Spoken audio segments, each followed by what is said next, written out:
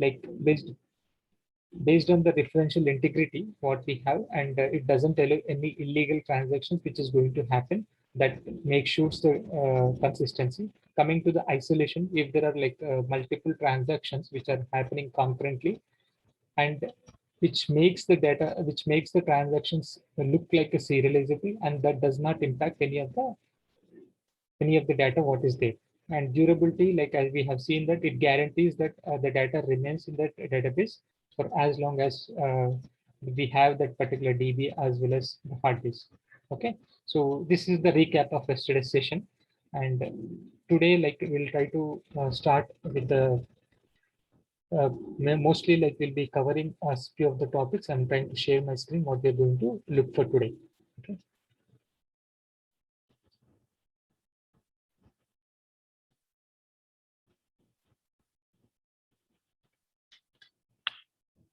And thanks for some of the team members who have just prepared the notes and they have shared.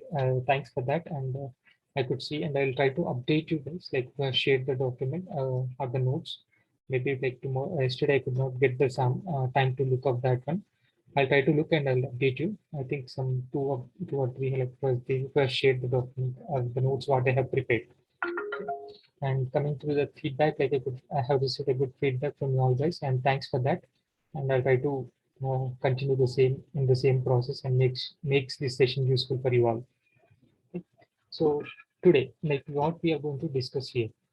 Today we are going to cover, like I will be showing you the tool SSMS, like how we are going to use that, and give some basic idea of that tool, how you can use that one, and what are the system databases what we have in that particular SSMS, like the SQL Server Management Studio, and what are like when we install the particular SQL Server, any of the versions, what are the system, like we'll get some predefined databases in that particular software. So we'll be discussing that like databases what we have, which will be installed which will be there as part of our installation. And we'll be covering the DDL commands today. We'll be going with a bit slow here because this is the first practical session which will be there for you. So I'll be going slow for the first DDL commands, and I'll be covering the data types what we have, mostly like all the data types what we are going to have. Just I try to prepare one sample document. I'll be sharing this with you after today's session. Okay. So that way, like at least you can go through the document if you wanted to recollect the concepts, and the recording, like what we're going to share. Yeah.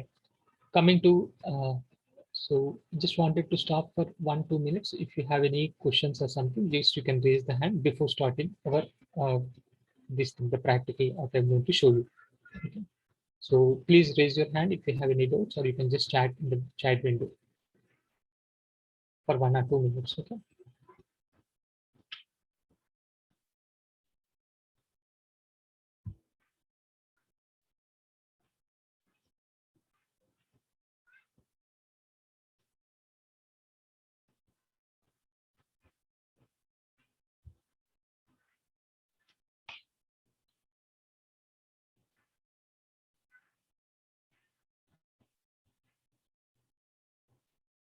Yeah.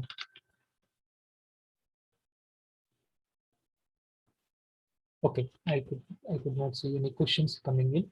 So let's continue with the today's session. So first one, like I will try to show you what is SSMS tool here. So once you get installed, like there are two things which you need to install in your laptop or desktop to have to do practice. Okay, one thing is like SQL Server Management, SQL Server 2019 are like the previous versions, but I could see like 2019, which is the latest version, which is available as part of MSDN website. Okay, the link has been shared in the Telegram group too, where you can install that one. So there you have different versions, as I said.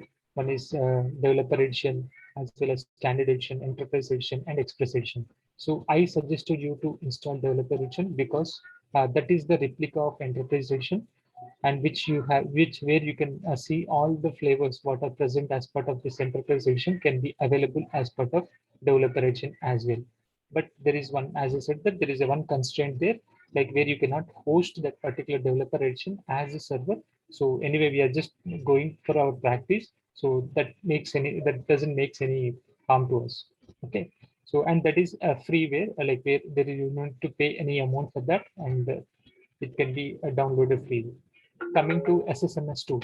Okay, after installing that SQL Server 2019, so there should be some tool where you can view where we can view that particular DB, or where we can write the queries and this one. So there is one tool called SSMS tool. Even I have mentioned in the Telegram group how you can download that from the link what I have mentioned. That is 18.9.2, I guess, the version where you can download, and that is compatible for SQL Server 2019 Developer Edition. Okay, so I wanted to show you that tool, like because that will be your starting step where before going to the practice. Okay, I'll try to give a brief on that tool, and we'll start like what are these concepts what I have said today. So just come to the run, like once you install that one, you just come to the search bar and you can enter SSMS. There's a shortcut for that. That is nothing but SQL Server Management Studio. After doing that, you can see, like if you can see my screen, like you can see Microsoft SQL Server Management Studio app, which will be available as part of that match. Okay, you can just click on that one. So once you click that one, that opens the window for us to write the which helps us to which gives the provision to write or to read the data or to write any of the code what we wanted to do. Okay, so just trying to open for you once again. I just opened previously, but I wanted to show you that. That's the reason I just clicked on. I just shown you how to search and how I'm opening that one. Let's wait for a minute, and it may take a minute. Okay. Yeah. So once you open this one, you can see, like once you open this one, you can see the server type. That will be by default, it will be selected as database engine, and the server name, which will be your desktop, and the local machine name, what is there for your laptop or the desktop. And authentication will be by default Windows authentication. There will be two types of authentications. One is SA and the other is Windows. So by default, it will be Windows. Please go with that one. So SA authentication, where you require again a username and password, like that will be available once when we're trying to install that one, but better go with the Windows authentication. So once you get this window, you can just click on connect. Hope you can see my screen, right? Let me know if you cannot. Can you just someone chat, like give the chat message or something? If you cannot, if you can see my screen, just say yes. Yeah, thanks for that. Okay. Okay, just I click on the connect button here. So that connects to the local server. Okay, I'm going to click it on this one. Now we are connected to the database, SQL Server database. Okay, so you can just see this one. This is nothing but the Object Explorer. Okay, this Object Explorer gives you the provision to see what are the databases which are present as part of this SQL Server, the server what has been installed in your machine. And coming to these databases, security, server objects, replication, polybase, and all this, we can have some discussion later on point. So we shall go with the databases what we have. I'm going to expand this one. Just click on this plus button, so you can expand that one. I'm trying to pin here. Okay, so you can just ignore these databases. This is done only for my this thing for my practice. So you can ignore this one. This will not be there as part of your once you install, you cannot see these databases what you can see in my screen, like adventurous works and all these things. Okay, you can ignore that. So you can only see the system databases, security, server objects, replication, polybase, and all these things. So when you click on the system databases, by default you'll get all these four databases which get there as part of your SQL Server. Okay, once you install, you'll get all these four databases by default. So what are these four databases? So I wanted to go step by step here. So master database, as I said that master database is nothing but which is records all the system level information for an instance of a SQL Server. So it tries to records all the system level information, like what are the configurations, what is there, and everything will be recorded in master database. So MSDB is nothing but which is will be used for SQL Server agents. SQL Server agent. What is the SQL Server agent? So there could, like in the real time, where we can see is we'll be scheduling some jobs on a daily basis, on a nightly basis, or frequently, like it could be hourly basis.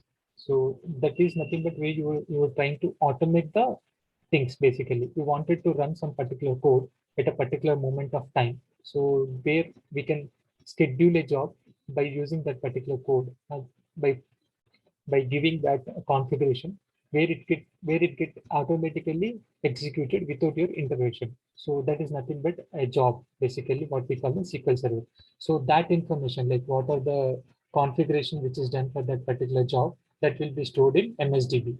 Coming to the model database. So model database is a key database here. So once you create any of the new databases, what you're going to do, that takes the copy from the model database and creates the database like what you're going to do. I'll try to show you like how this model database will be helpful for us. Okay, how that will be helpful and how it plays a major role. Okay, in the practical, I'll try to show you now. And the TempDB. TempDB is nothing but is a temporary database. This database will be used even by the developer or by the SQL Server to store some data temporarily. Say, suppose you are doing some larger operations where you wanted to uh, split that operation into small chunks and you wanted to store the data temporarily till that particular transaction is happened or till that logic has been built. So here we can use this TempDB by creating some temporary tables. Okay, I'll try to show when the procedures, like when we discuss the stored procedures, I'll try to show how we can use this TempDB from our end and how it uses from the SQL Server. I'll try to show like when we cover the stored procedures. Okay, just you need to remember that is it will be used and it will be used to create the temporary data what we wanted to do, and that is nothing but holding the temporary objects. Okay, like how we create the tables in the database, what we do our this thing practice. Similarly, we can create some temporary tables. There is some different way to do that. I'll try to show you there. Okay, these are some background of this system databases. Okay, till that it is clear. So if you have any questions, just ping on the chat so that I can answer and proceed further. Because this is the starting step, so I'm just going a bit slow. You may not be well known for the tool, so that's the reason I'm going slowly here. So if you have any questions, just ping on the chat. I will try to answer your questions. Okay, fine. There are no questions as of now. So I'm just going with the tool again. Okay, there's one question. Can you explain the model DB? Okay, can you repeat once again? Okay, sure. There are 4 databases, as I said. I wanted to explain once again, so I'm just going to giving a glance at the system databases. So master database is nothing but which records all the system level configuration information. System level information in the sense like it could be how many threads it can be used, or it can be like what are the basically it is heart of the SQL Server. Without master, like when we try to open the database, it tries to load this all from the master database. Okay, what are the databases which has been created in the SQL Server? Even that has this master database will have a log of that one. So it records all the system level information. System level information in the sense what are the databases created in your SQL Server. Other than the system databases, there could be multiple databases created by the user. So if you come here in my system, I have created multiple databases here. You can see like BLS related 4 to 5 databases, and it comes to the adventurous works, you can see 2 databases. All this information, at least like what are the databases which has been created, will have a log in the master database. So it maintains like to find what are the databases, what is the configuration which has been done. So everything will be maintained as part of the master DB. Okay, that will captures all the system level information. Model database. Model database is nothing but which has a copy of the objects which are required, okay, which are required and which will be created when you create any new database.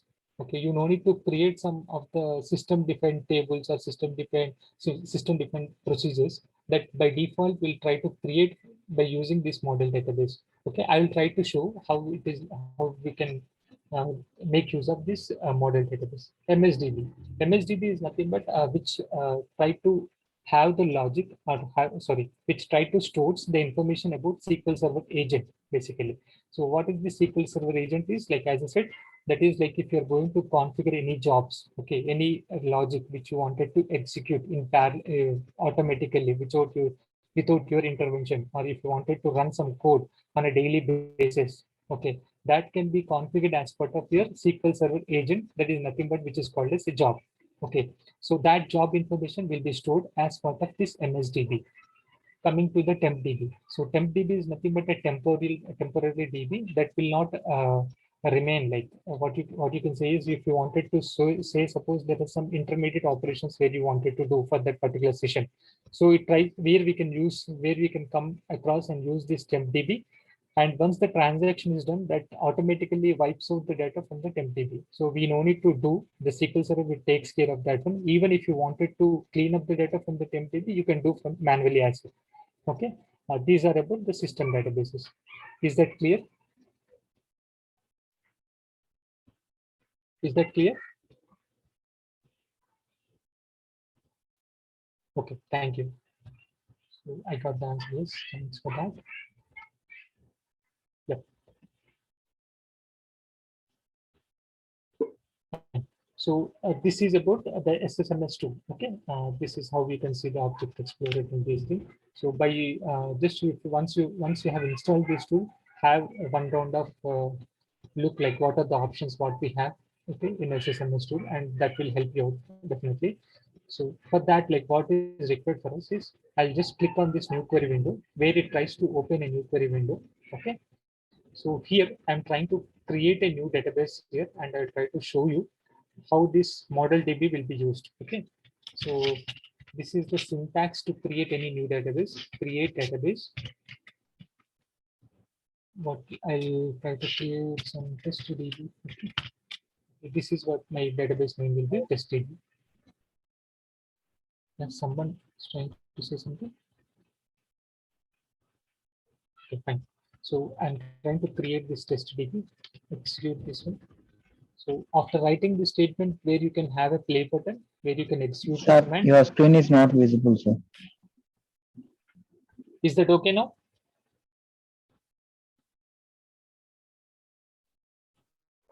Is that okay now? The screen is not visible. You're not scared. You're not shared the screen, I think. Okay, let me show. Let me try once again.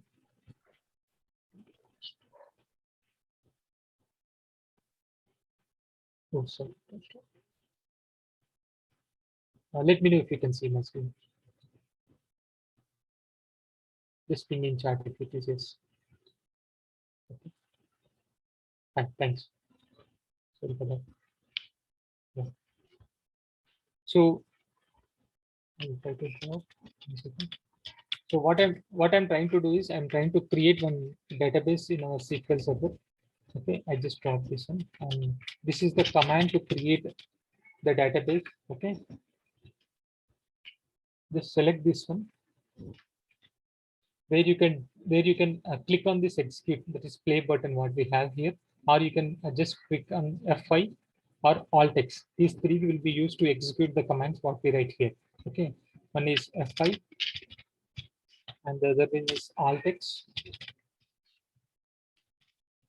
and the third one is a play button, like execute what we have in the screen. Okay, in these three ways we can execute the commands what we write in here.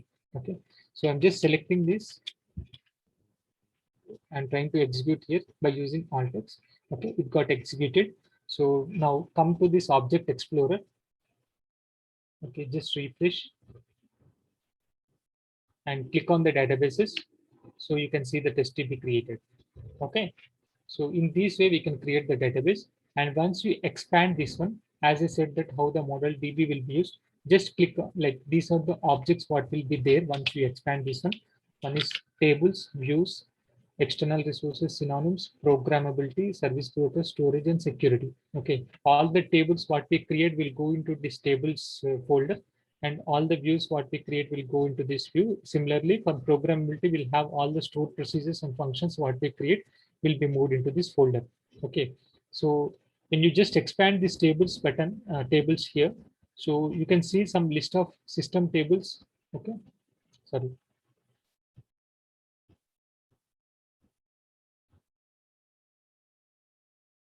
not system tables, like procedures, sorry. When you come to these procedures, when we have the system procedures which will be created by default, okay, this will be copied from, so here you can see all the procedures what are there.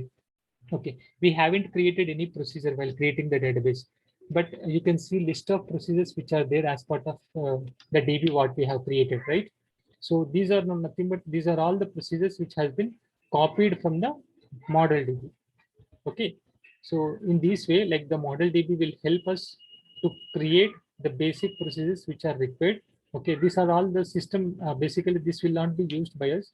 Okay, this will be used by SQL Server uh, to even the execute or to just to do some other activities what are required for that, and this will be used by the SQL Server. Okay, these are all the system databases and system procedures. So all the system procedures will be there with sys as a like schema. Okay, I'll let you know what is schema and these things. Okay, when we create any table, when we create the tables, so this will be with the sys schema. So every procedure which is related to system will be starting with sys. Okay, sys. So this way, like the model DB will be used for us. So what we'll try to do is we'll try to go ahead and create few of the tables and see like what is how we can create the tables and go through that one. Let me open my screen here. Okay, so before that one, like what is this create statement? How we can create the tables or how we can create the objects, okay, in the database. So even the create statement is nothing but which is nothing but a DDL command. Okay, so wanted to show you what are these commands before going to the practical thing. Let me share my screen. Let me share like, what are the commands what we have. Okay, can you see my screen now? Yeah, I think it's sharing. Yeah. So like in the SQL database, we have this type of this many languages, what we say, like DDL, DML, DCL, and TCL. Okay, so DDL is nothing but data definition language, which deals with the create, alter, drop, truncate, rename, as well as comment. Okay, DML is nothing but which deals with the data manipulation, where you're trying to manipulate the data. That is select, update, insert, delete, merge, as well as lock table. So lock table, I think we can ignore this one. I'll try to let you know what will happen because you cannot show for this. And DCL will be dealing with the grant and revoke the permissions. And TCL is nothing but transactional thing, which is commit, rollback, and save point. Okay, this you need to have an idea. We'll go one by one how we'll be using the create DDL commands, DML commands, TCL, and TCL. So today I will be covering the DDL. I'll be going so as I said. So I'll be covering the DDL commands and we'll try to show so that you can practice for coming week. By coming week, you can practice and come for the session. Yeah. Is that clear till now?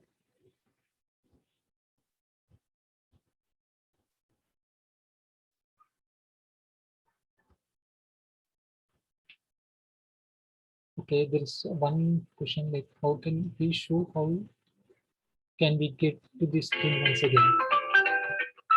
Okay, can you please explain once again? Fine.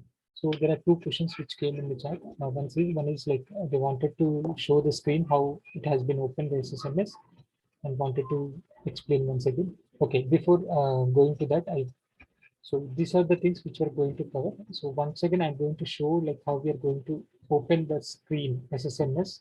Okay, to do the work, go to search bar and click SSMS.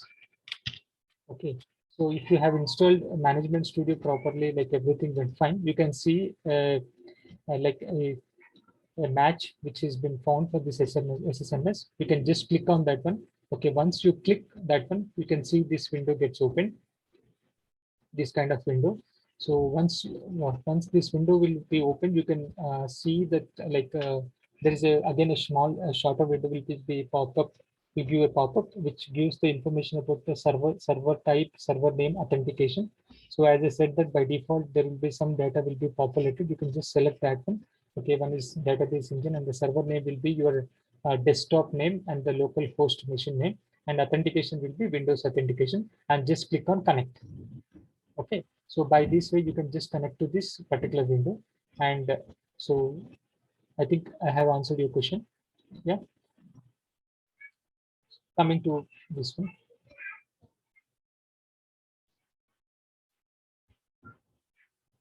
Okay, so let's go this DDL statement like one after the other. One is like we shall concentrate on the create first and then alter, drop, truncate and rename.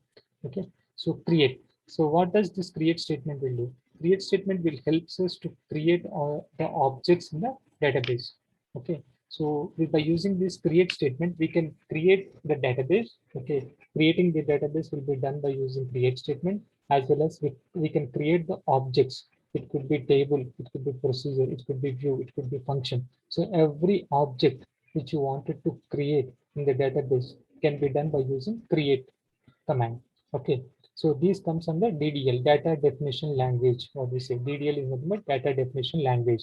So which where you can create the definition of the particular objects by using this create statement, create command. Sorry. So the syntax for this one will be the syntax for this particular create statement will be create table name, and where you need to specify a brace and then followed by all the column names what you wanted to have as part of this table. So yesterday we have discussed about the student table. So we can create that and I will try to show how the table looks like. Okay. So this will be the syntax. If you wanted to create the database, so the syntax will be create database and the database name. So in our case, what we have created, one is testDB, what we have created. So just I have mentioned instead of this database name, I have gone to it, the name what I wanted here. Okay. So this is the syntax to create any table or a database. And if you wanted to create any procedure, so that will be create procedure. Create procedure. It could be a shortcut or like it could be procedure. You can write the full name of procedure, or it could be create proc. Even we can write as shortcut as well. So this will be covered as part of the procedures and functions when we create. I'll try to cover these things how we are going to create, but wanted to show how it will be carried forward. So this will be the syntax, and we'll have the procedure name what we wanted to create,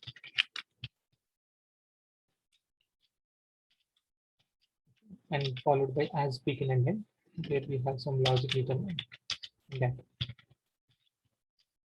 You can just ignore, you can just have like we need to know that we can create the procedures by using this create command. So once we cover these procedures, I'll let you know how we can do that. Just you need to have a note like we can create the procedures by using create command. Okay, coming to views, we can just create the views. It will be create object type and followed by the object name. Okay, so everywhere you can, when you see that one, you can see like this is the object type what you're creating, and this is the object name what you want, and which is followed by create. Okay, create view name, create table name, create database name, create procedure name. So every object which you are going to create will be followed by using create command, followed by the object type and the object name what we wanted to create.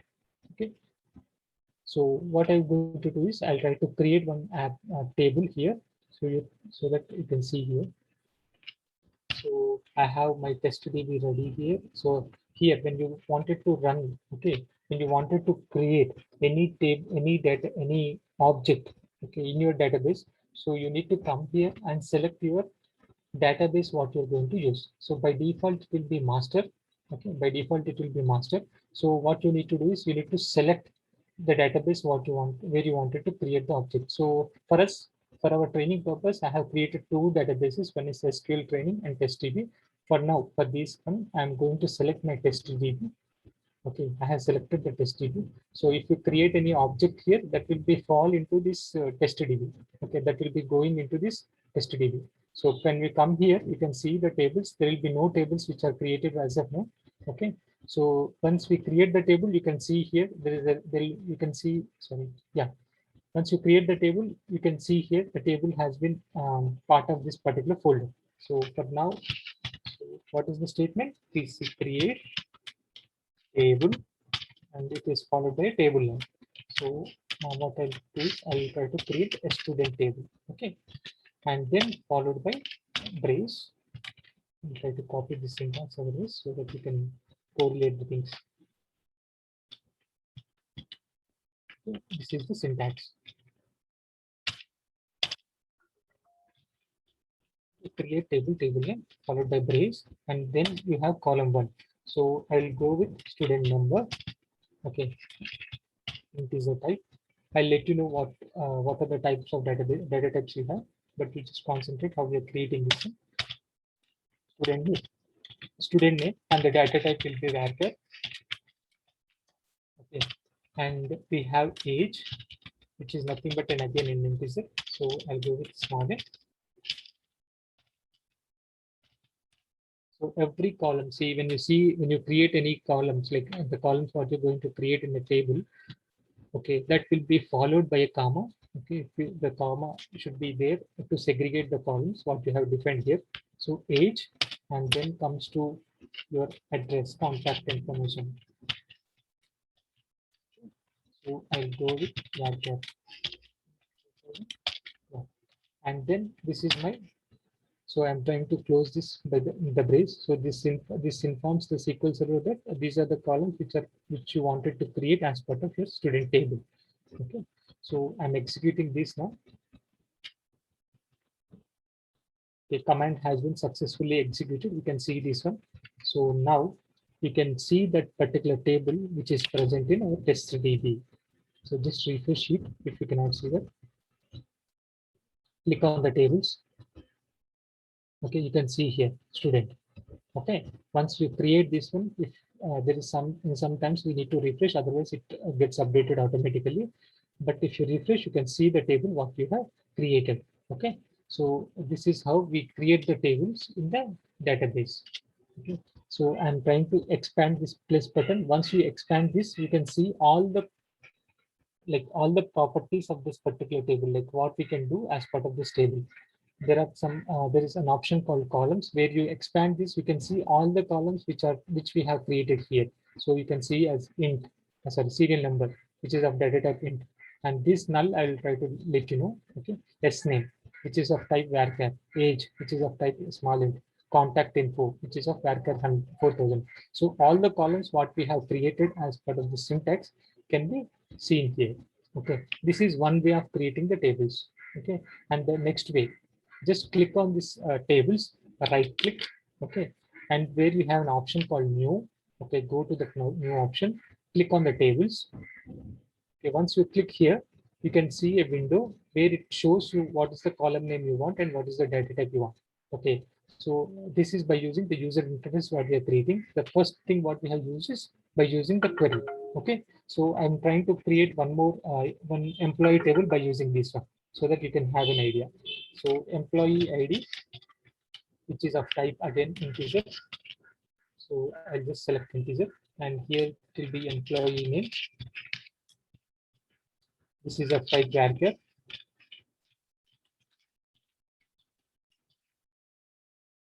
And designation.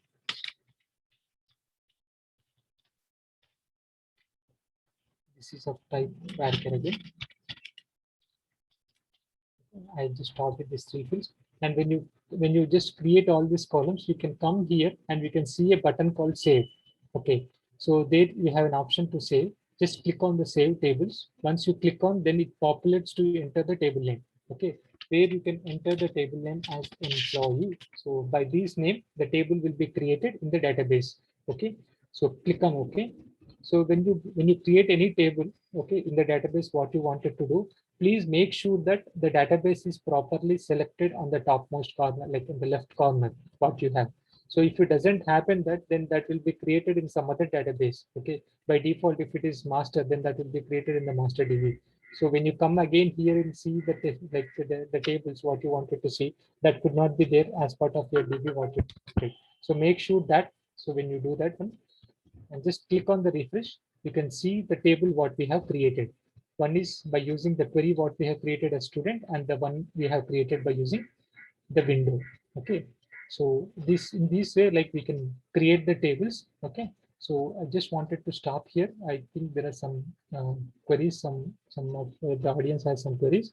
So just wanted to stop here and clear the queries what they have. Okay, if you have any doubts, please raise your hand. Okay, we can discuss that before going further.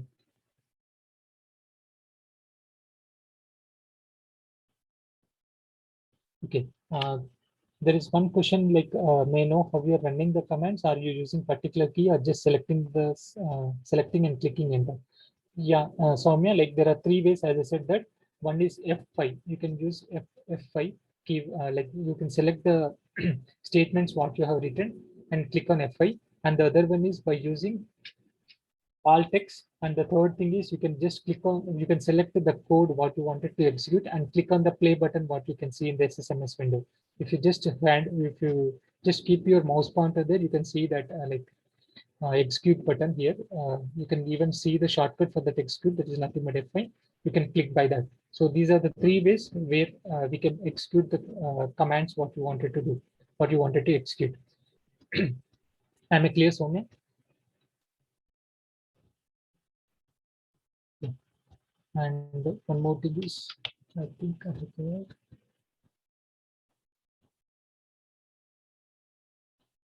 Okay, there are few questions which are coming about the objects, views, and everything. So when I cover the topics, I'll definitely help you out.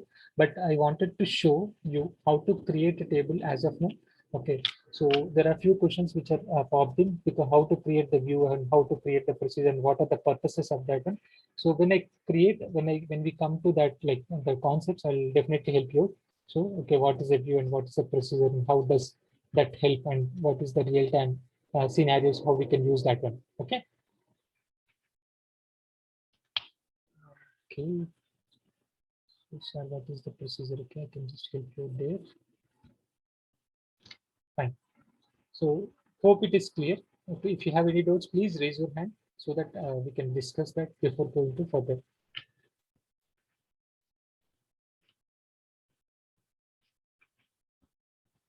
Akhil, can you just see like if anyone is raising the hand? Yeah, sure. I think no one raised any hands over here, but they are keeping questions here.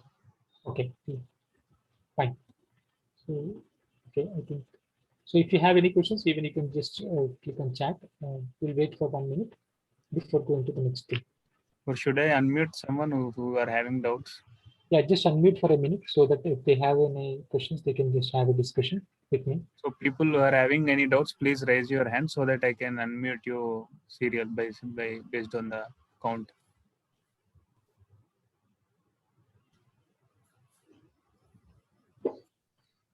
We got one question in chat. And, yeah, it's Renuka. Please, you can just help her to unmute.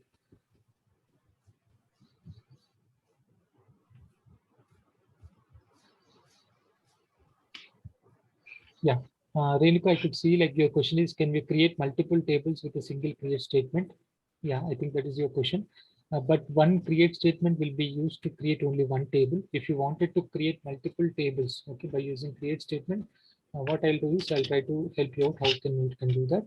So just copy this one. What I'll do is I'll try to create some 2 to 3 here. So make it as student 02 and student 01. Okay.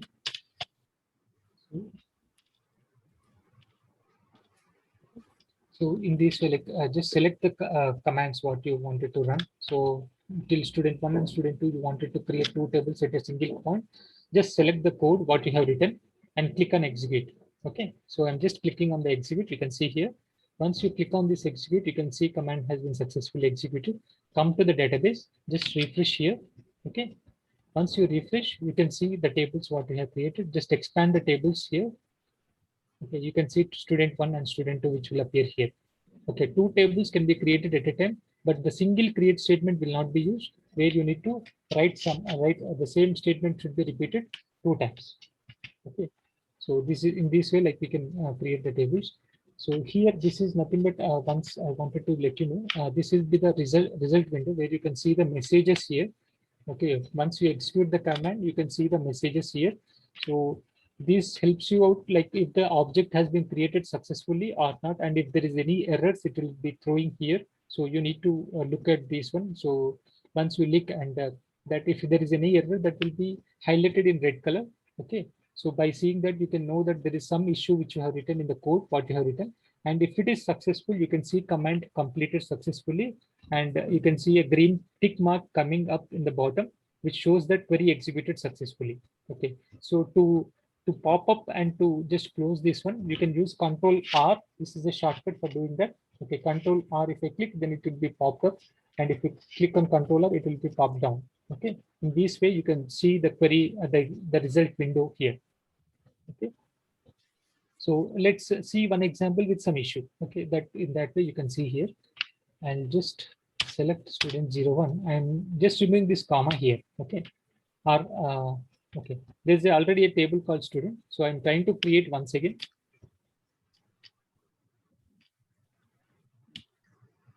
Create again once again. It will throw in error stating that already a table called student. So here you can see, like previously we used to have a green color tick which stated that query executed successfully. Now we can see a warning stating that query completed with errors. Okay, by seeing this, you can understand that there is some issue what you have written, the code in the code what you have written. So here it shows that there is already an object named student in the database. Okay, so before I wanted to let you know is, like, if you create any object with some name, so you cannot create any other object with the same name. Okay, it throws in error. So every object, the object name should be unique here. Okay, student, because the student is the table which we have created previously, and now you are trying to create again the table. So it throws an error stating that there is an issue, like there is an issue which is nothing but that the object is already executed in your database. So that SQL Server has that intelligence to throw an error before creating any duplicate objects. Okay. Yeah, hope I answered your question, Renuka, and even I have tried to show you one error how that pops up. I think Prashant Khanna, I guess, right? Is that okay? There is one question like how many nodes we can use in single server, right? So there will be one configuration which will be used, the system configurations. So based on that, like we can by default, like that by default, all the CPU codes what we have will be configured for that. And say suppose we are using some 16 core processor. Okay, so 16 into 2, like 32 codes will be configured there. And if you wanted to force your SQL server, okay, if you wanted to force your SQL server, and if you wanted to force any particular query event, so that we can do by using some query hints. Okay, that is some what we call is the advanced concept. Okay, by using one command called max dot, like max of degree of parallelism, where you can push or where you can force the query to run with number of threads, like how many number of threads you wanted to run or how many these things you wanted to do. That can be done by using that. Okay. Sir, what is the difference between varchar and char? Okay, Priya, like we are going to discuss with, we are going to have a discussion with the data types. I'll let you know. So before going to that discussion of data types, so I wanted to show how to create so that you can see, like you can know how to create the tables and everything. So that's the reason I have shown you. I'll explain you in detail about the data types, what we have, even integer and everything. So please show us how did you create TestDB once again. Once again, Soumya, I haven't created any TestDB here. Like by default, once you install the SQL Server, okay, that will be by default, you get that particular DB. I haven't created any TestDB. As I said, that the system databases are by default, it has been created by itself. One is MasterDB, MSDB, and TestDB, as well as ModelDB. These four databases by default you get. Okay. So if you wanted to create any tables in that, we can do that in the further sessions. I'll try to show you how we can create.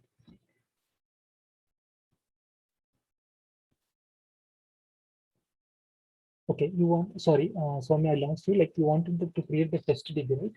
So if you wanted to create any new database, as I showed that, you need to use a create command. Okay. So wanted to show you. So this will be the syntax if you wanted to create any new database, create database and database name. So if you wanted to create some SQL1, okay, I'm creating a database called SQL1. If you just write this command and select that one and execute here, a new database will be created in your server. Okay, in this way we can do that. I'm trying to show you once again you in practical. Just refresh it, just come to the database and refresh it and expand these databases. You can see that this SQL1 has been created here. Okay, in this way I have created the TestDB as well. And I thought that you are asking about TempDB, so I just said that. So if it is TempDB, then by default it will be created there. the SQL Server. Okay.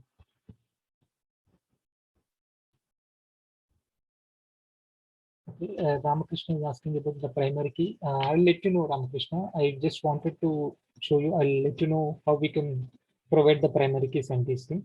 So this is a general query I can show you. Coming in the coming, like in half an hour, I think you can see that how we can create the primary keys and foreign keys. I'll try to show you.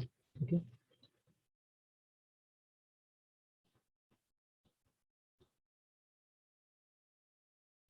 Okay, I think we can just stop here. One very last question, like what is this? It is allowed to create same data with the different objects. Yes, it is allowed, Swati. Like you can create, you can have different object names, okay, with the same data. It doesn't have that intelligence to see the data, what is there as part of the table, but it only looks, the SQL Server has an intelligence to look if that particular object exists or not, but it doesn't go in depth to the data and see what is the data you're trying to store. Okay, there could be some scenarios where you wanted to have a backup of the data. So in that cases, we'll be doing this one, basically the history tables and this one. So we can have that one. Yeah, thanks for that. And I'll go to the next thing. So this is how we'll be creating the tables here. So before going to further, I'll try to show you the data types, what are the different data types what we have. Okay, before showing here, before going to create some tables and everything. So this is the basic thing how we are going to create the tables. So you wanted basically I wanted you to understand this SSMS tool here. That is my motto here to create all these tables and to show you here. Okay. Let me share my screen for the data types.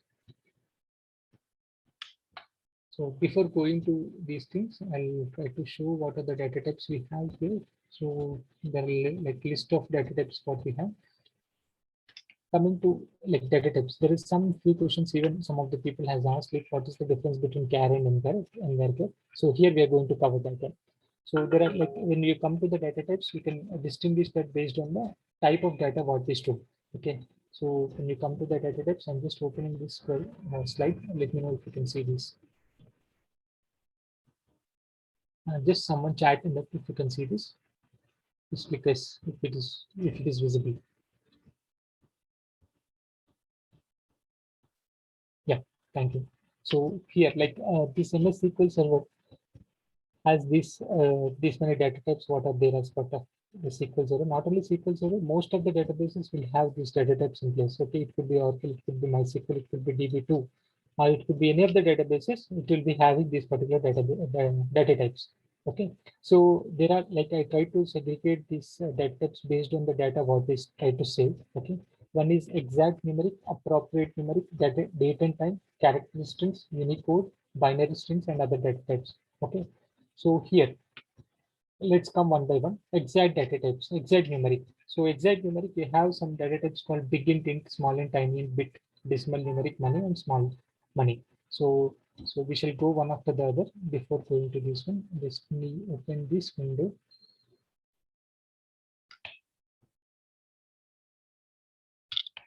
So these are the numeric data types what we have.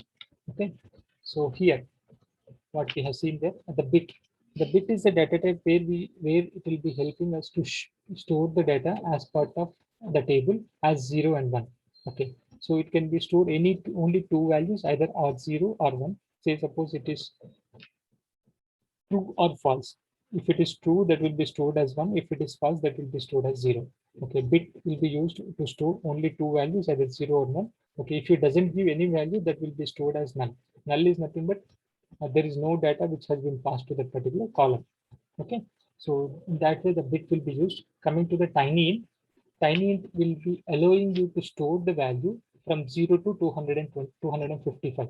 Okay, so it allows only to store you to 0 to 255 values. Say suppose if you're going to give 256, it throws an error stating that it is exceeding the limit of tiny int.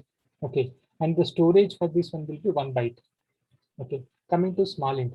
So in small int, it allows from minus 32,768 to 32,767, which takes 2 bytes of space, and you can store the values from these to these. So based on your requirements, say suppose you have student details and you know that student details are not going beyond 32,000. Okay, then in that case, you can give the student number as small int. Okay, instead of int and big int. you can go and view that particular data type as small int. So that way you can even save some space. Say suppose you have given integer. So for each and everything, it stores it as part of 4 bytes. So there is some 2 bytes extra for each and every record. So if it is not required, so make sure that you are giving a proper data type for the columns what you define. In that way, you can save some memory in the database. So if it is coming to the integer, okay, these are the values, which is some big value you can see here in my screen. Okay, so these are the values which we can store as part of our integer data type, and these takes a size of 4 bytes. Okay, so if there is some where we go for this integer is like if you wanted to have some sales details, okay, some sales or order details, okay, in the real time, if it is an FMCG related client, okay, or if it is related to any pharma related thing, or if it's related to the bank account, okay, there could be huge number of like there could be a larger number which is acting as an account number. So in that case, we'll go for the integer, so which helps us to store the data till this value. Okay, so in that, like based on the data what we store, we need to go for the data type. We need to pick the data type, proper data type here. Okay, so if coming to the begin. Begin will allows you a larger number. You can just see here. I think it takes some time to even repeat that one. So it stores a bigger number, and the size of that particular begin will be 8 bytes. Okay. So this will basically begin will be used for sales thing. Okay. If you wanted to see the sales value, okay, for the 1 year or 2 years or 3 years, that could go beyond this integer value. If it is a bigger company or larger manufacturing company or larger companies, if it is going beyond int and your transactions are going in millions and trillions, okay, so in that case, then that will be basically suggested to go for big int, okay. And decimals here, this comes like where you wanted to store, okay, decimal values, then we go for this decimals, okay. P comma s, that nothing but defines the precision and scale. So what is the precision? So when you see that decimals, okay, when you see the decimals, what will be the value? Like say suppose let's take an example as 2 point something. So you wanted to store as the value as 2.5 or 2.46 or something. So let's go with 2.50.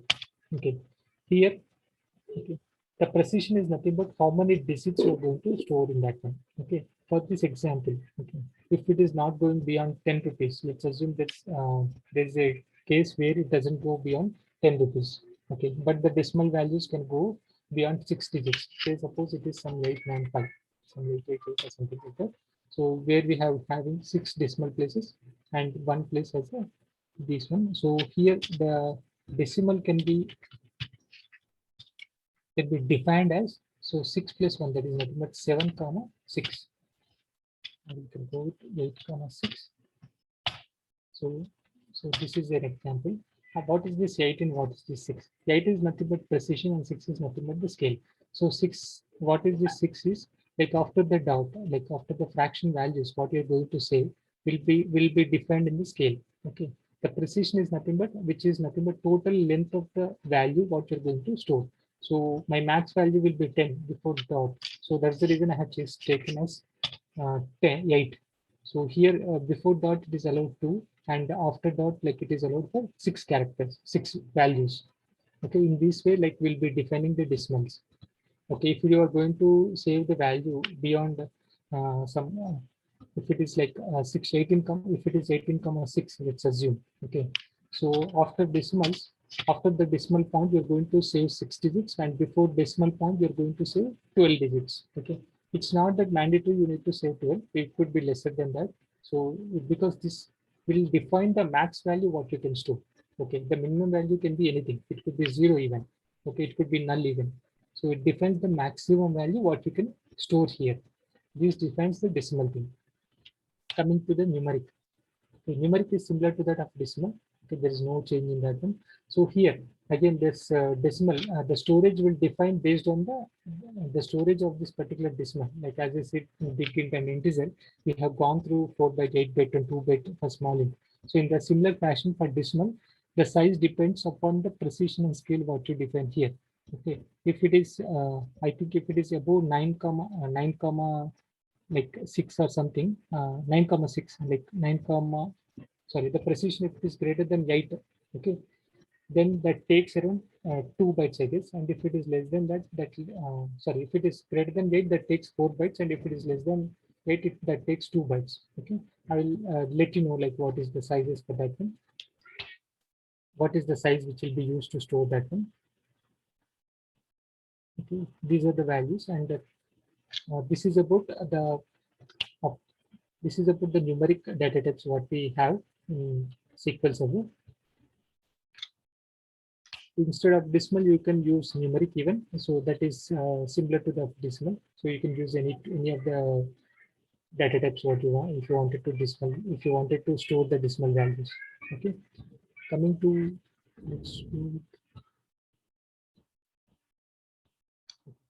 I think okay. Let's go with the string data types. We have character, varchar, max, text, mchar, and varchar these data types. That binary image and this. So we shall go one by one. So char is nothing but which allows you to store a fixed width of characters. Okay, fixed width of characters. What does it mean? So if you define the character, the data type of character as 5. Okay, it allocates 5 bytes of memory. Okay, for that particular column. Even if it doesn't store any value, that 5 bytes will be allocated for that particular column. Okay, say suppose you have some value where that could be varying. Okay, if say suppose you have some, what do you say,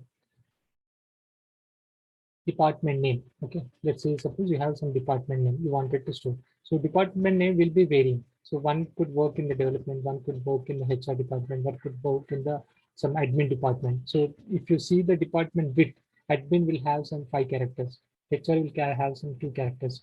So even if you define that particular this thing as character, so that will allocate 5. If you define the value here instead of n, if you define as y 5, so it allocates 5 bytes to that particular data that column and tries to store. Even if it is HR, if it is consisting of 2 alphabets, that will be allocating 5 bytes. That will be a fixed length. Okay, that could be a no vary. So suppose if it is 2 bytes, can that SQL server automatically take 2 bytes and release the 3 bytes? In this character data type, that cannot be done by SQL server. So it defines the data type as a fixed, and if you once you define, that will be that same space will be allocated for that particular columns. Coming to varchar. So varchar is nothing but variable character length. Okay, so variable character, what do you mean by variable character? Variable character. Say suppose you know that the name of any student. Okay, it could be it could be, it's not that the particular person name will have only 1 character or 2 characters or 3 characters. That could vary based on the person to person, country to country, or different. Like there could be some other circumstances where it can increase, where it can decrease. Okay, the length of the particular name can be vary. So in that case, we go for this variable character. So main difference here between character and variable character is, say suppose you have defined the variable character as suppose let's take an example of 200. N is nothing but 200 width. So in that case, if it is 200 and you are trying to store only two digits, like only some 5 to 10 alphabets in that one. So what it tries to do is it tries to trim the space, unused space, and it's tries to release to the database. So if you design that, if you define that as varchar, so it is not that it will be allocating that much memory for the particular column. So it defines based on the data what we say. Okay, so the max characters, so max length what we define is n here. So till if it is, let's take an example of varchar 200. Okay, let's take an example here of varchar 200. So suppose this 200, this is the maximum length or maximum characters what you can save in this particular column. Okay, so there here what it gives the flexibility is, say suppose I am storing here as I'm storing the name as Srinivas. Okay, so what is the length of this Srinivas? 1, 2, 3, 4, 5, 6, 7, 8, 9. Okay, so only 9 characters I'm trying to store. So how many characters are left over here? 192 characters, like where we have some empty space to store till 192, till more 192 characters. So in this case, when you define this as varchar, it tries to release this 192 characters, or tries to release this space. Okay, so that some the SQL server can manage the space and it can be used for other purposes. Okay, it only tries to allocate only this the length what is required to store this particular value. So that is the reason why varchar will be defined for any variable characters, and character will be going will be going for a character if you have any fixed length of data type. If you wanted to show, if you wanted to say, suppose if it is sex, like if you wanted to say this value, it could be male or female. So you know that there will be only two values, either m or f, okay, or some other thing. So in that case, you have the length will be fixed to 1. So that's the reason we go for character. So that is, you know that the value which is going to come, which is not going behind one character. In that case, we go for character. And for varchar, we'll go for varchar if there is any variable length characters of the data which you are trying to store here. Okay. So that is varchar of n, and varchar of max. So here, like it could be max is nothing but 4,000 bytes, like 4,000 characters, 8,000 characters where you can store as part of varchar max, which is nothing but a variable length, and this is the size of that one. And so that n and varchar max will be the same data type, but instead of n, like instead of 200, you have just this, you have mentioned as max. Okay, max is nothing but the maximum length what can be used to store that particular column. And coming to text, okay, this is also the variable width character where you can store the data till 2 GB in that particular column.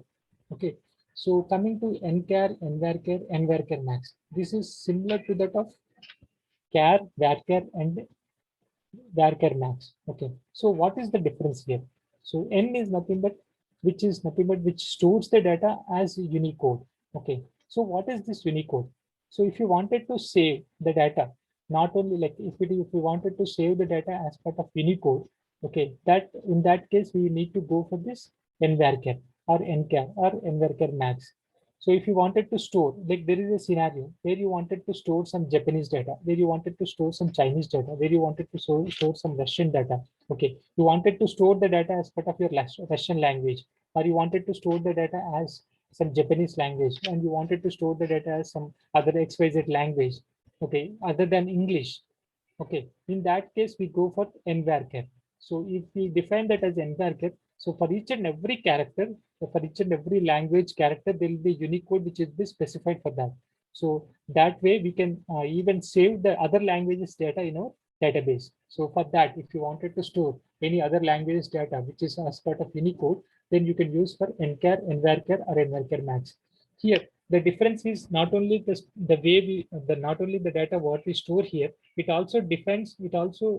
depends upon the size. Okay, if it is varchar, okay, if it is varchar, it takes only 1 byte of data if you wanted to store. And if it is nvarchar, for each and every Unicode, it takes 2 bytes to store.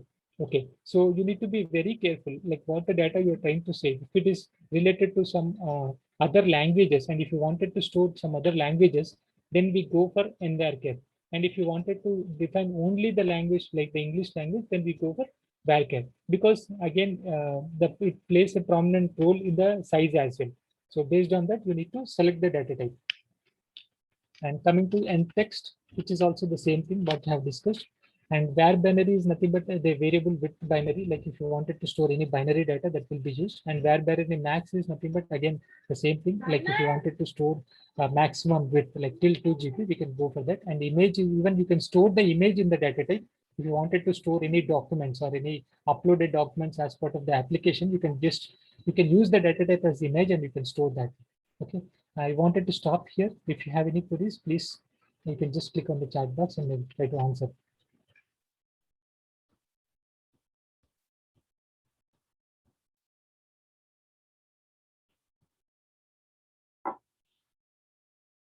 Is that clear, everyone? Akhil, can you unmute for some time? Yeah. One second. So that we can have chat. Do anyone have questions? One second. Okay. So there's a one question, like how can we specify a particular language by using nvarchar? So you need to specify, Shravani, like you need to specify what is the language you're trying to store. If it is nvarchar, then the SQL Server will take care like you're trying to store some other language. So based on that, like we can store the data. It is not that you need to specify the type of language what you're trying to say. Okay. I created a column with varchar 20 and I'm trying to add 220 length of characters of that column. That then what will happen? It doesn't allow you to create actually. So it tries to show you there is a truncation issue. Okay. It will try to prompt you there is truncation issue if you're trying to store the length. If you're given as 200 and if you're going to store 220 characters, it tries to throw an error stating that there will be a truncation issue of the character what you're trying to say, and it will not allow you. Yeah, you can see that example. I'll try to show you even this truncation issue on this thing. If it is clear, then we should go to the practical thing. Hope I'm clear. So let's. Okay. So one question from Savani is like it is purely case sensitive. That is, do we need to write only in caps while writing comments? No, Savani, like it's not case sensitive. We have a collation. Like when you create a data type, we can have some collations. Okay, I just created as which supports like it is capital or small. It tries to support the data. So based on that, you can create that one. When it comes to the commands, okay, what the commands what you write, that is not case sensitive. You can write it in small letters or you can write in capital letters. But the data what we store, okay, can be okay, you can restrict that the data what we store, okay, based on the collation of that particular database. Okay, so say suppose we have made the collation as case sensitive. So if you're trying to fetch the data and for example, if the name is in capital letters and you're trying to fetch the data by using a where condition in small letters, that doesn't give the output for you. The data can be stored as case sensitive, but not the commands. Hope I answered, Shravani. If anyone have questions, can ask. Okay. So there is one question. Just we should go with that and go for the next. Yes, Vinita, like is varchar is dynamic calculation. Yes, Vanita, like if based on the data what we store, it tries to allocate the value. If it is like as I said that if it is 200 and you are trying to store the data for only 6 characters, it tries to remove the space which is extra and free up the space what is there as part of that particular column. Okay, and for suppose there could be a chance. Say suppose you have stored the data with some 3 characters and future and coming future you are trying to update that to 10 characters. At that time again it takes into consideration. Okay, so there are some 6 characters which are coming extra. Instead of 3, now it is gone through 6. So it basically manages the space and tries to allocate the 6 characters to update that particular column. So that will be dynamic and maintained by SQL Server. Hope I answered you, Vinita.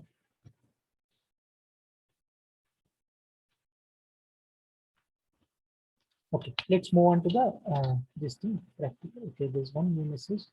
Fine, thank you. Okay, let's open this one. Okay, this I have just showed you the character and the exact numeric at the coming Unicode things. Okay, so this one I haven't noted down in the notes. That is appropriate numeric.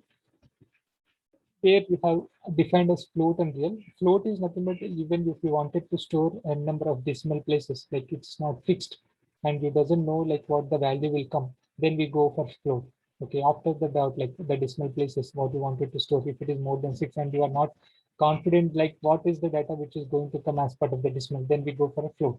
Okay, it tries to try to store like how many, like it could be n number of decimal places if you're going to get as part of your data, then we can go for the float.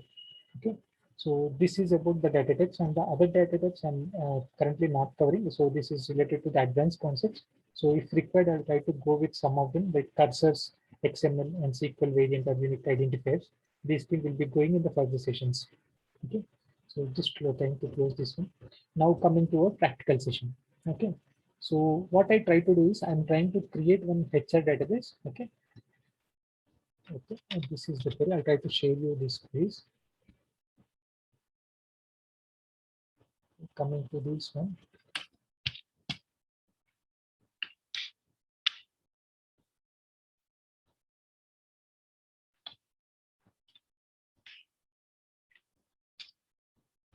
Okay, this is an instruct statement. Let me open the creative creations.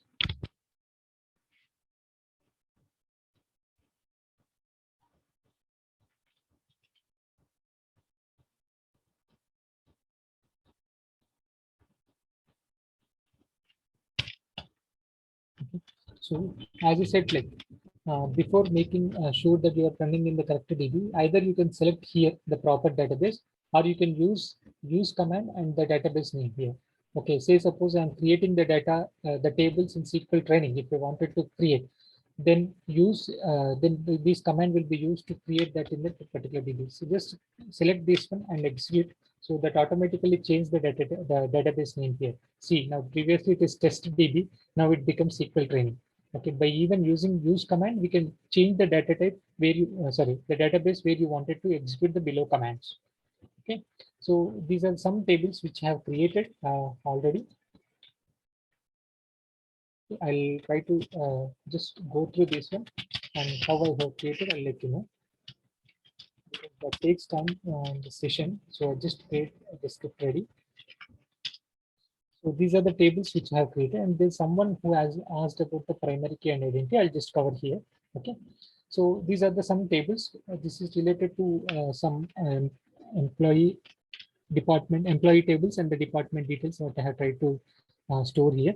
So I'll try to go through one after the other, and we shall see like how we have created and what is the data we have inserted. And these scripts will be shared in the Google Drive. We'll try to share you the scripts where you can we can make use of this one. Okay. So when you create the table, as I said that this will be the column name and this will be the data type. Now we have seen the data types and you are aware like what is the data type mean and what type of data type you are going to use here. Okay. So identity 1,1 and primary key. So what does this mean here? So when you create any table and you wanted to increment the value by default and you don't want it to pass any value for that particular column, then we go for identity property. So what does this identity property will do? So this identity property will help, or this will help us to store the data sequentially and by auto incrementing by itself. So you don't need to specify the value for this particular column. It automatically SQL Server takes care and inserts the value into that particular column. Okay. So what is this primary key? So when it comes to the constraints, I'll let you know, but by this one, like you need to understand this primary key is nothing but which allows you to insert the data, insert unique values, okay, unique value and not null values. When it comes to constructs, I'll try to explain you what is this primary key. Okay, so that will be next session. Okay, I'll try to explain you. So you need to remember that when you just assign a constraint, okay, this is nothing but a constraint, what we call. There will be some different types of constraints like primary key constraint, foreign key constraint, unique constraint, and all these constraints will be taken care in the next session. So you need to remember that if it is a primary key, if you define any column as a primary key, so you are trying to store only unique values and not null values in that particular column. So here the region ID should be unique. So that's the reason we have just mentioned that as primary key and the region name. Okay. So region name is nothing but a varchar 25. I just mentioned, and here you have a default as null. So what does it mean default as null? So this means that when you're trying to store the data and you're not passing any value for that particular column, that will by default will store null value into that one. Okay. I'll try to show you now how we can do that. Okay. So what I'm trying to do is trying to insert some value. Okay, to insert the data, we'll be using insert command. Okay, insert into table name followed by columns for which you wanted to insert. So I wanted to insert region ID and region name. Region ID, comma, region name.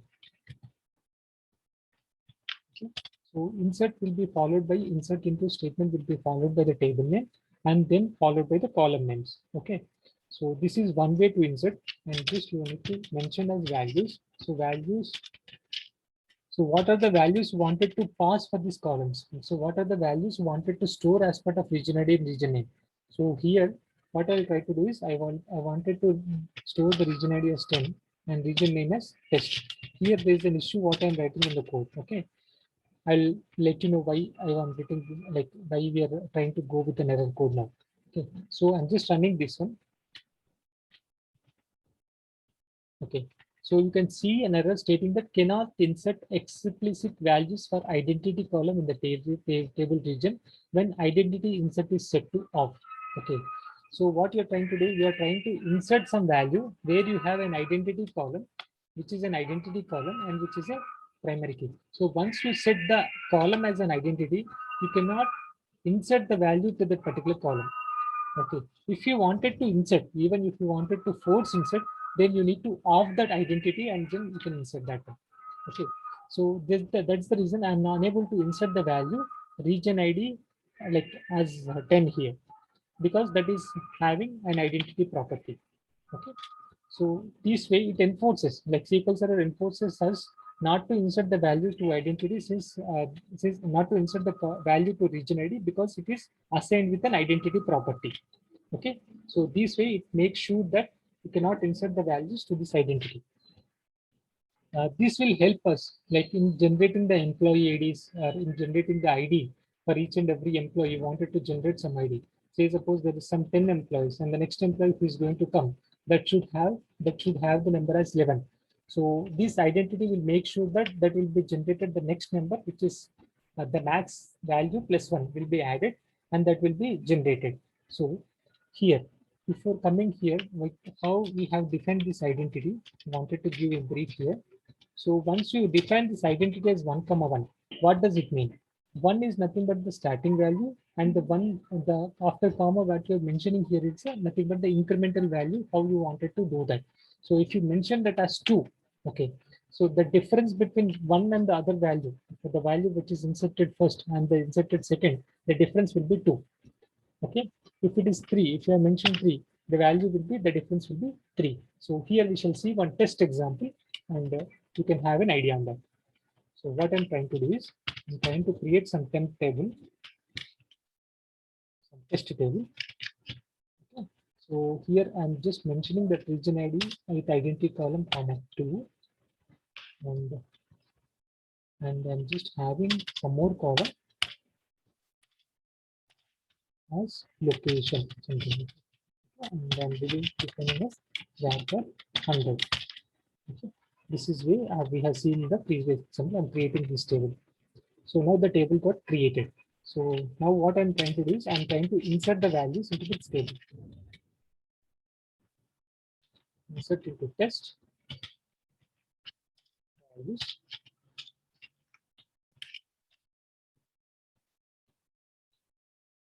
Okay. So region ID.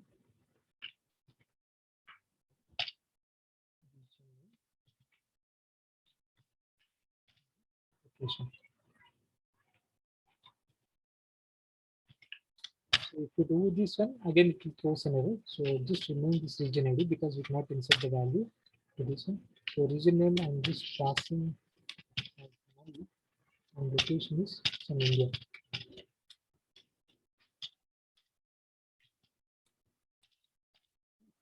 Just select this and execute.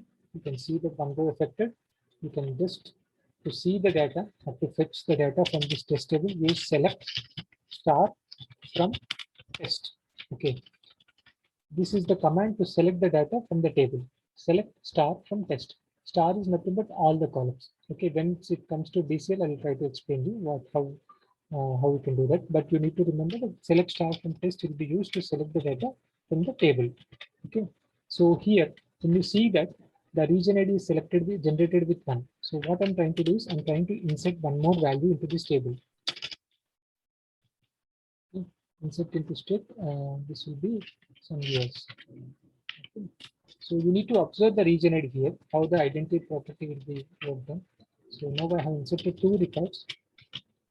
So you can see the region ID is generated with 3. That is nothing but the incremental value, the next incremental value. So what we have done is we have given that as 2. So it starts with 1 and the next incremental will be adding the value 2 and then it will be trying to generate the ID column. So in this way, the identity will be helping us to generate the ID columns, because here if you see, we haven't given the region ID column itself. Okay, we haven't provided the region ID, but it automatically got generated. In this way, you can make use of this identity. So what is this null here? So the second thing is we have given as default null. So if the value what you're trying to enter, okay, if it doesn't give the column name, that by default it will be trying to store as null. So here in this case, I have given the null by default. In the next case, what we try to do is we'll try to do the insert here, and I'm not passing the column itself. Okay, I'm not trying to insert the column itself, and just run this insert statement. Okay, one row got affected. Okay, here by default we got the null value because we haven't passed that value, but by default we got as null. So if you doesn't pass any value for that particular column, okay, by default it will be stored as null. Okay, in this way, like this default null and identity property will be helping us. So coming to the insert statements, as you have seen this, so the insert statement will be followed by insert into the table name, and the column names need to be specified here. Okay, and the values. So suppose if you're giving us two columns here, so values even that should be two here. That will be separated by a comma. Okay, each and every column value will be separated by a comma.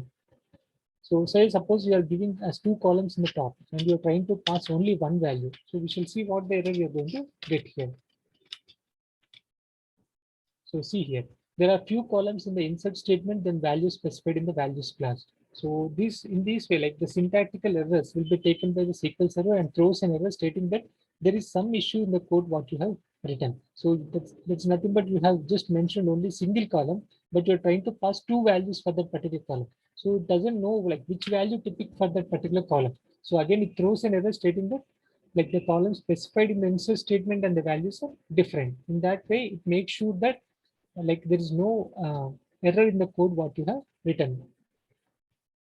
Okay, the logical errors it will not take care of the logical errors, but the syntactical errors will be taken care by the SQL server. Say suppose the logical error, say suppose in the location you are trying to enter some test value, it doesn't know that it doesn't know that what you're trying to save the value. Okay, it doesn't matter like what you're trying to say, but it only see the syntactical errors or like if there is any syntactical error what you're trying to do or not, but it makes sure that there is no syntactical error and try to save the data. So when you just see here, it allows you to create the value and insert the value. So you can see the test has been inserted. But you know that there will be no location with the test. Okay, that is nothing but a logical error what you say that you can take care that you need to, if you wanted even force that one, then that can be done by using some constraints. Okay, in the constraints topic, I'll try to cover this one, how you can force and make the data uh, make the data is perfect in the table. Okay, so this is like how we can insert the data and how we can create the table and insert the data. So here, this is one way to insert the data. Say suppose if you have multiple columns, like if you wanted to insert 100 records at a time, okay, or 200 records at a time. So how we can do? It's not that you need to have this insert statement. You can just click on enter, carry it forward by a comma, and the value what you wanted to insert. Okay, say suppose you wanted to insert the location as Africa. Okay, you can do that by having a comma and you can pass multiple values for the particular table. So you can see here two rows got affected. That means that two rows got inserted into the table. You just run the select statement and you can see that two rows got inserted. One is test and Africa. Here you can find the duplicates here because we haven't enforced any constraint on this table on this column to make sure that you are going to enter only single value for the particular column. So in that case, so you can even that allows the duplicates because we haven't enforced any this thing constraints on this column. But here, if you see the region ID, that will be unique here because we have enforced an identity to make sure that there will be no duplicates in that particular column. So just stopping here. If you have any questions, you can just have a chat or you can just discuss.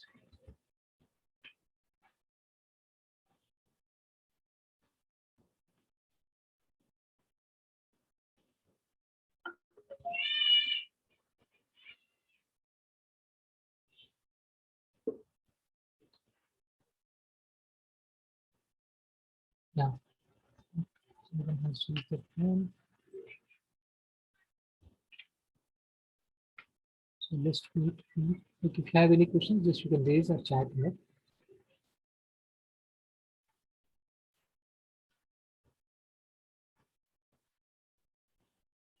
Is that clear? Like just ping on the chat if it is yes, or like you wanted to any explanation, if you can go ahead.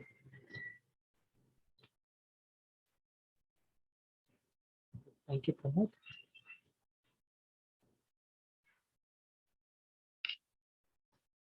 Yeah, fine.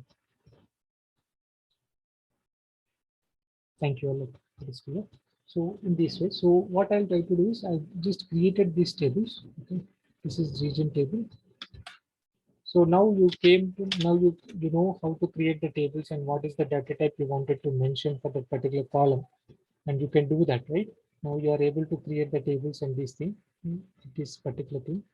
So you can just ignore these foreign keys. For now, you just run this script what I just mentioned. I'll try to cover this in referential integrities.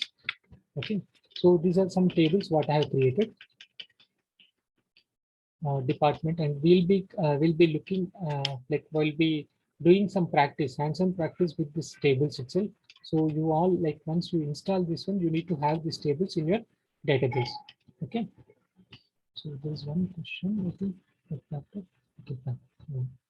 So I'll try to share you these scripts, and I have inserted the data into these particular tables. So before inserting the data, I'll try to show like what I wanted to do as part of these tables. So one thing is the region table. What I'm trying to do is I'm trying to save the region data in this particular table. Okay. And the countries table. This will have the country information, like what is the country information what I wanted to store. And this is nothing but the location information, and the job information, nothing but the department details like job title and this one. And the table which I have is a department table, which sorry, this is about the job titles, and this is about the departments. What are the different departments I have? What are the different departments what I wanted to be as part of this one? And this will have the employees details, all the employee details and the departments, and the employee assigned to that particular department. And dependents, like what the employee will be, there will be dependents for each and every employee. So I wanted to save the dependent details as well. So this is the table which I have used for that one. Okay. So in this way, like we'll be working with this some 6 tables. I have created these tables in the training DB. Okay. For what I can do is I'll try to drop these tables and recreate once again for this. Not like we can use these tables. And we have some data as well. I will try to share you the data what that will be help you to insert into these tables.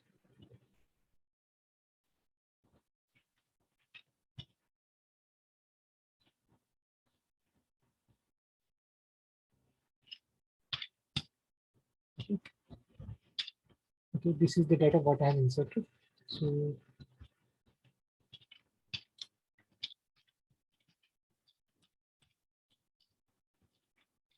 okay, this is the regions like what I have what we have inserted into this one. This scripts contain all these columns. So wanted to go through these tables once for you. So these are the regions, 4 regions, and coming to the countries.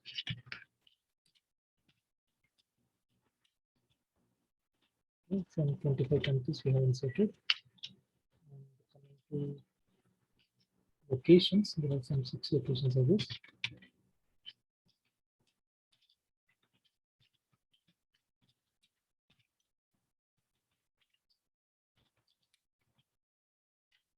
Six locations where we have inserted.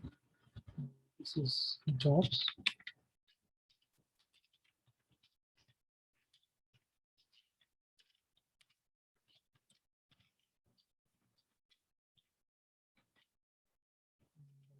Departments. You can directly take the scripts and you can run in your system. You can directly execute. There will be no issue in that. These are the departments and dependents and employees. So we'll be dealing with these tables. So I'll try to show the relation and what is the ER system. So this is the employee table. We have some data in this. 30 employees I have created, and one of these are the dependents. Okay.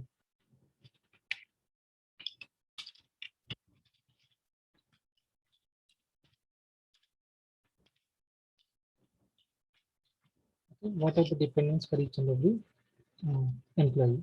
Okay. So here. So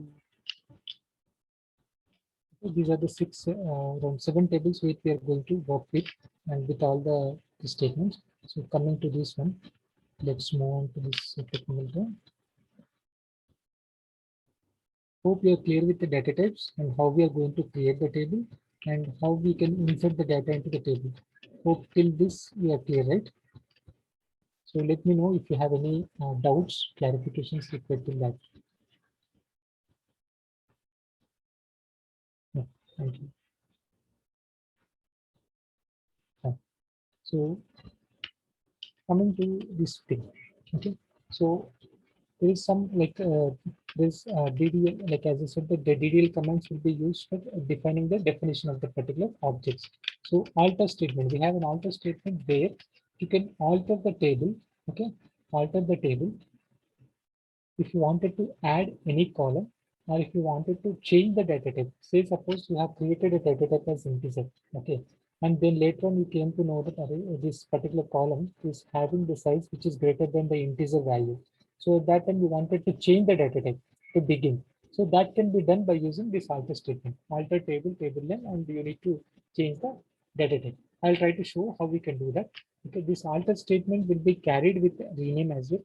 Okay, so first statement will be like if you wanted to rename, okay, if you wanted to rename any of the table name, okay, you can do that one by using alter table or you can use some other command. And if you wanted to add any new column, this alter table will be used, like alter command will be used. And if you wanted to uh, change the data type, okay, change the data type, even you can use this alter table command.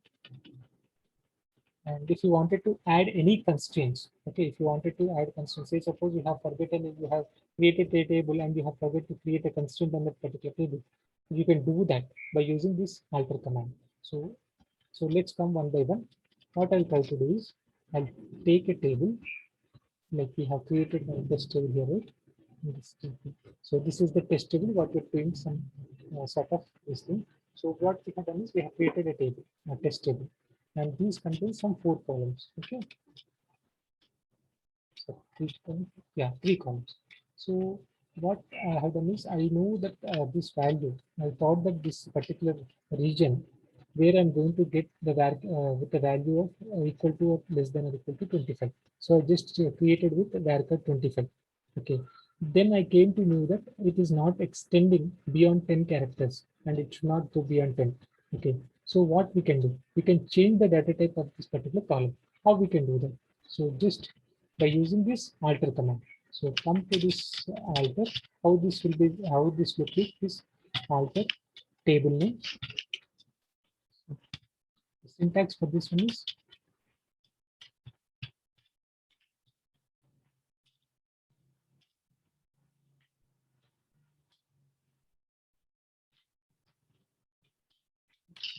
first.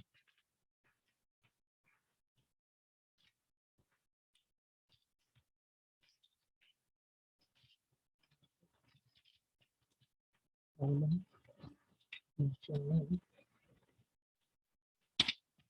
Instead of varchar, we wanted to give us varchar of 10 itself.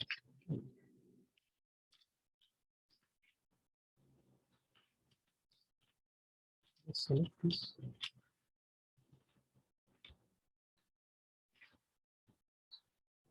So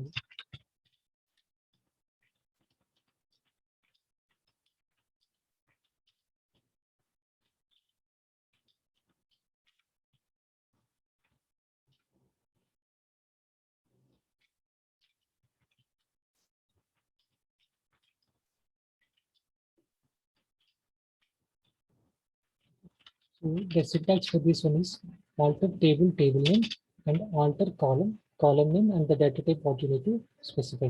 So this will be followed with the below syntax. Alter table, table name, and alter column.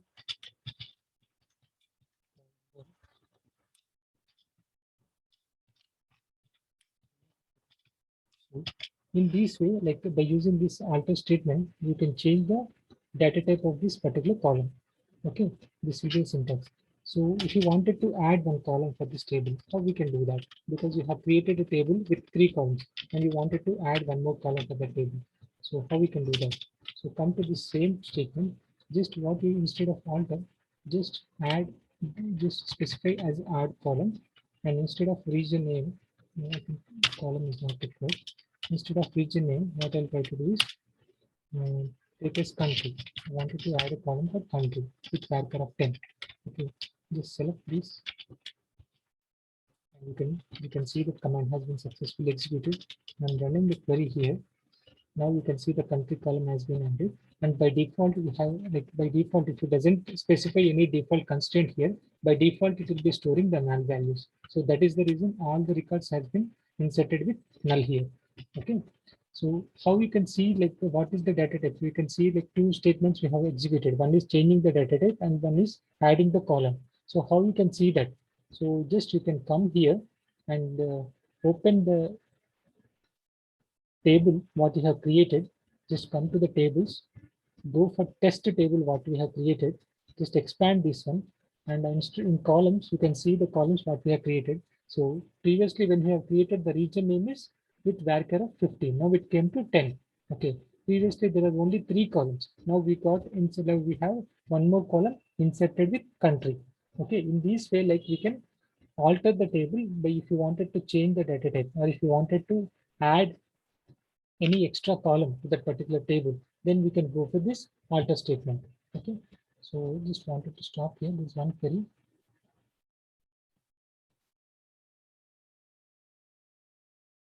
Okay, can't we change it directly near varchar in the table that we have created? If no, what happens when you try to change? Okay, yeah, Soumya, like we cannot do that when you like if you have created the table structure will be saved. You cannot change here as 10 and you cannot run that. So the reason why we cannot do is this particular test table is already created in the database and it does not allow you to create once again. So you can just see here. So instead of varchar 10, I'm making as 50.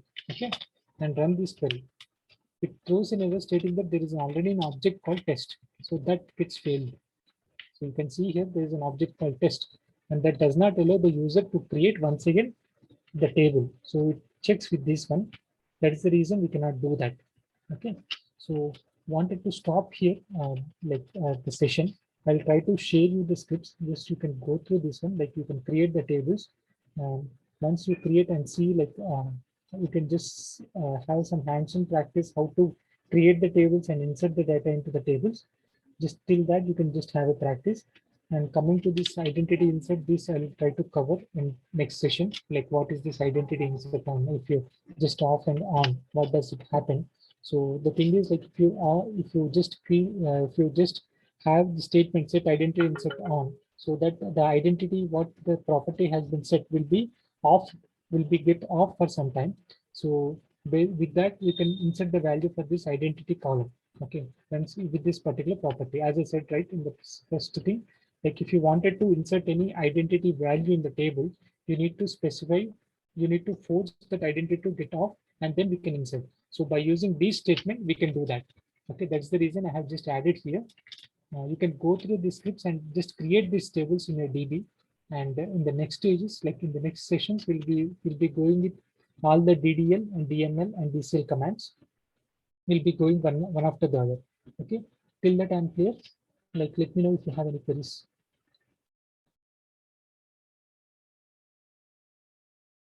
Okay, so one question from Swati, sir, by using the select command, it is opening old data in the column, but if you wanted to restrict the column, then what we can do? Yes, we can do, Swati. Like I thought that I will cover in the detail, but anyway, I'll try to show you. So this is like what I have done is select star. Star implies that all columns. Okay, so if you wanted to select only few columns, you need to specify the column names here. So select, say suppose in the department, I wanted only first name. First underscore name, and I required last name from department. Just run this query. So now we can get only 2 columns out of this table. Okay, not last name. First underscore name and last underscore name. So it is dependence, right? Table name of mention is wrong. Departments. So you can see here only first name and last name you have, like you got out. So this statement is nothing but select star. Okay, and the below statement I'll try to show you. Okay, this is select star, and this is only the columns which you have selected. This is only 2 columns that you have selected. Okay, we can do that by specifying the column names in the select statement. Hope I answered, sir.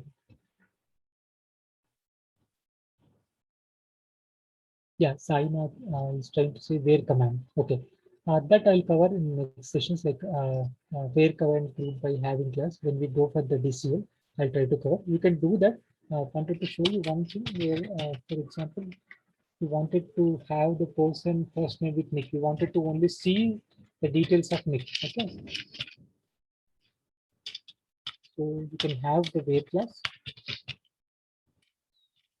and equal to Nick, and you can search the data in the table. Okay.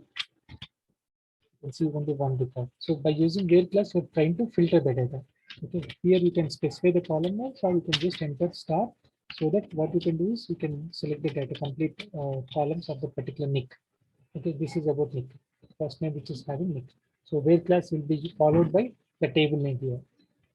Okay, so select statement and the column names, column list of columns, then followed by from class and the table name, then followed by where group by having, that I'll be covering, and order by.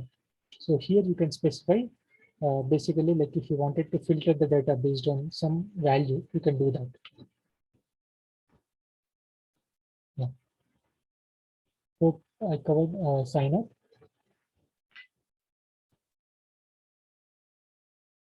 So even if the table is large or whatever it may be small, Shashi, like if the table is large, how can we find the specific data in the table?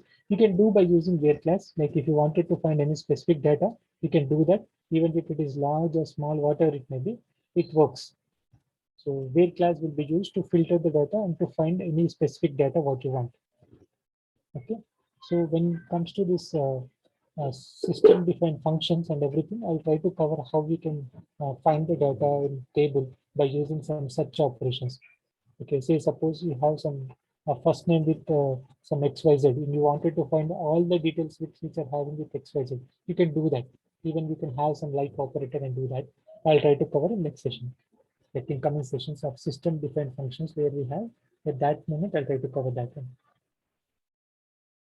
Yeah, we'll be trying to end this session in 4 minutes. Let me know if you have any doubts so that we can close that.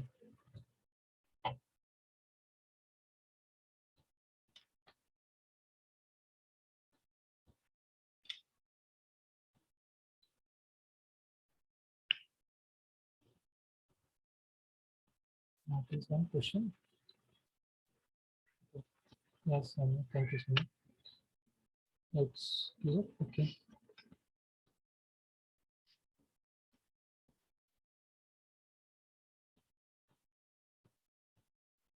Fine. If it is clear, then we shall end up the session. And Hello. this, yeah. Yeah, I would like to add one point over here. Guys, if any one of your friends or well-wishers would like to join the class, please share this link so that your friends can also learn for free. And also ask them to join into Telegram group so that no one can miss the updates about the class schedules.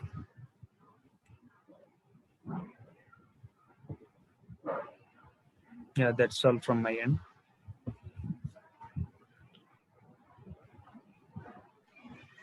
Okay, then just have some hands-on practice of creating the tables and inserting the data till that, and just have some experience regarding this SSMS tool so that you'll be clear. So that's the reason I was a bit slow in the first session of the practical session to have some hands-on for you.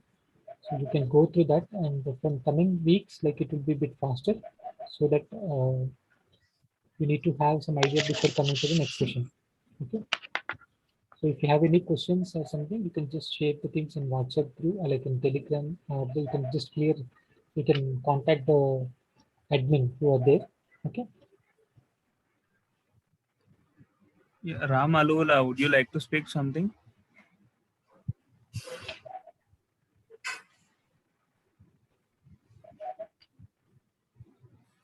Okay. Okay. No. Yeah. Then okay. Anything? Okay. Yeah.